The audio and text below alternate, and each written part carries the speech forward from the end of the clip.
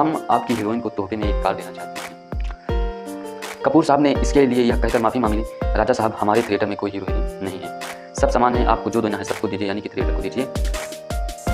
कपूर साहब के इस उत्तर ने वहाँ के लोगों में कपकती पैदा कर दी और राजा साहब के एडीसी को तो लगा कि मैं बेहोश हो जाऊंगा। बातचीत का दौर जारी रहा और अचानक राजा साहब पठान नाटक देखने की ख्वाहिश का इजहार कर बैठे। पृथ्वीराज जी ने फिर राजा साहब के इन आदेशों को नकार दिया। नाटक वे केवल अपने चुने हुए लोगों के साथ देखेंगे तथा नंबर 2 है, नाटक के कुछ संवादों को हटा दिया जाए।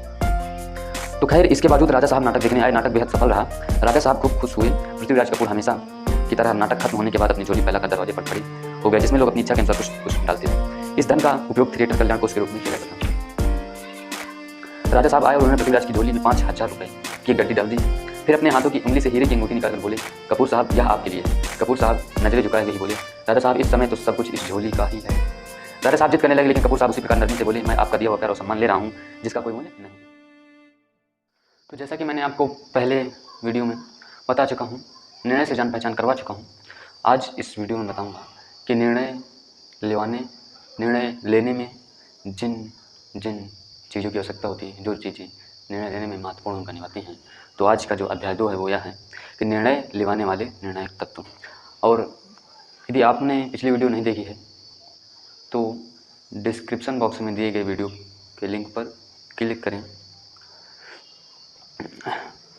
यदि आप यहाँ तक पहुँचकर मेरी इस बात पर थोड़ा भी यकीन करने लगे होंगे कि सचमुच में निर्णय लेने का काम एक बहुत ही अहम काम है, तो फिर आपके मन में यह जिज्ञासा स्वाभाविक रूप से पैदा हो गई होगी कि तो हमें निर्णय लेना कैसे चाहिए, या इसे हम इस रूप में भी कह सकते हैं कि तो निर्णय लेते समय किन किन बातों को ध्यान में रखना चाहिए।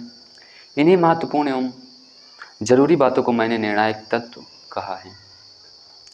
तो पहले तो मैं यह बात साफ साफ करना चाहूँगा कि इसके लिए कोई बना बनाया फार्मूला नहीं है या तैयार कसौटी प्रस्तुत कर पाना संभव नहीं है, क्योंकि सच यही है, जितने निर्णय होंगे उतने ही निर्णय लेने के तरीके होंगे।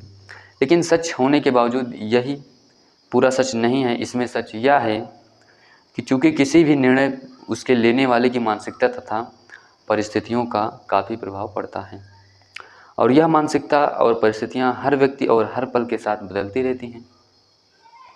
इसलिए यहाँ तक कि एक ही घटना या एक ही समस्या के बारे में हर बार एक ही जैसा निर्णय नहीं लिया जा सकता, नहीं ले पाते हैं हर व्यक्ति, और ना ही ऐसा करना व्यवहारिक होगा।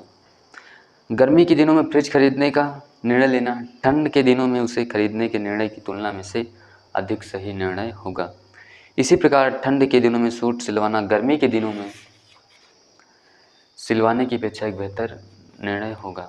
फिर मुझे लगता है कि निर्णय लेने के बारे में हम कुछ ऐसी परिस्थितियाँ, मनोवैज्ञानिक और घटनाओं की पहचान कर सकते हैं जो इस काम में हमारे मददगार साबित हो सकते हैं।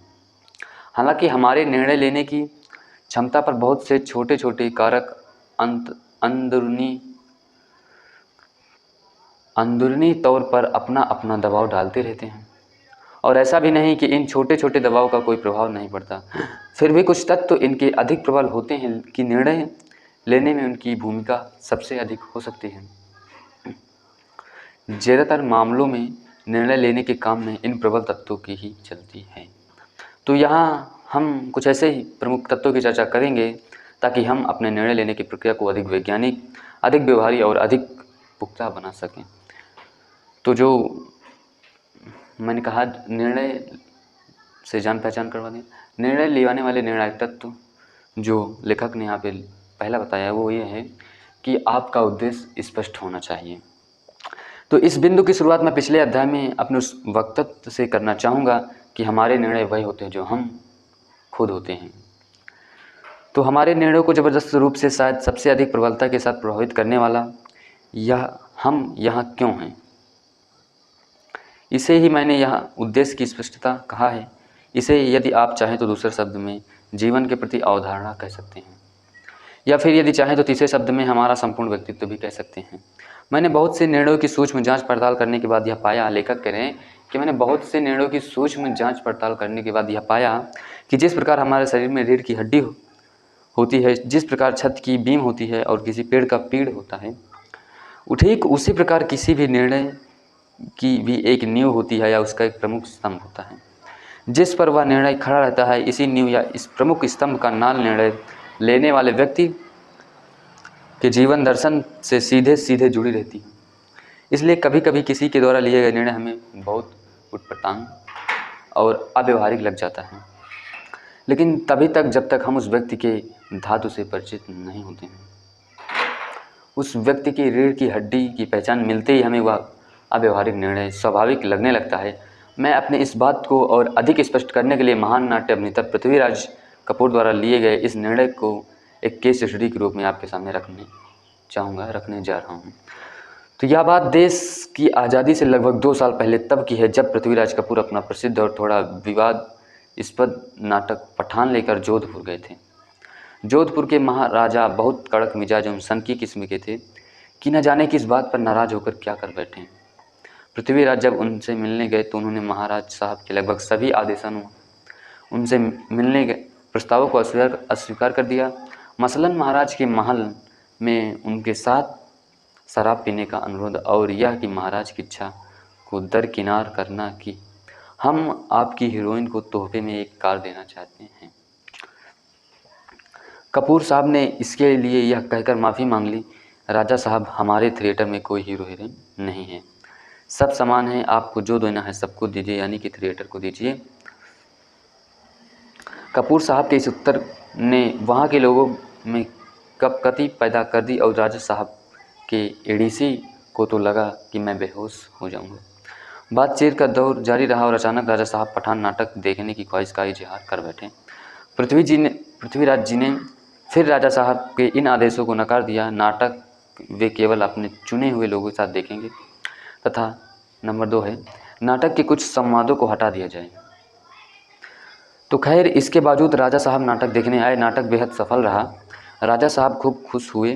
पृथ्वीराज कपूर हमेशा की तरह नाटक खत्म होने के बाद अपनी झोली फैलाकर दरवाजे पर खड़े हो गए, जिसमें लोग अपनी इच्छा के अनुसार कुछ डालते थे। इस धन का उपयोग थिएटर कल्याण कोष के रूप में किया जाता था। राजा साहब आए और उन्होंने पृथ्वीराज की झोली में 5,000 रुपये की एक गड्डी डाल दी। फिर अपने हाथों की उंगली से हीरे की अंगूठी निकाल कर बोले, कपूर साहब यह आपके लिए है। कपूर साहब नज़रें झुकाए हुए ही बोले, राजा साहब इस समय तो सब कुछ इस झोली का ही है। राजा साहब जिद करने लगे, लेकिन कपूर साहब उसी प्रकार नरमी से बोले, मैं आपका दिया हुआ प्यार और सम्मान ले रहा हूँ जिसका कोई मूल्य नहीं है। तो राजा साहब ने फिर जोर देकर कहा, कपूर साहब यह हमारी अंगूठी है, बेहद कीमती है। पृथ्वीराज जी उसकी नम्रता से बोले, आपके प्यार और अपनेपन से अधिक मूल्यवान नहीं है ये अंगूठी।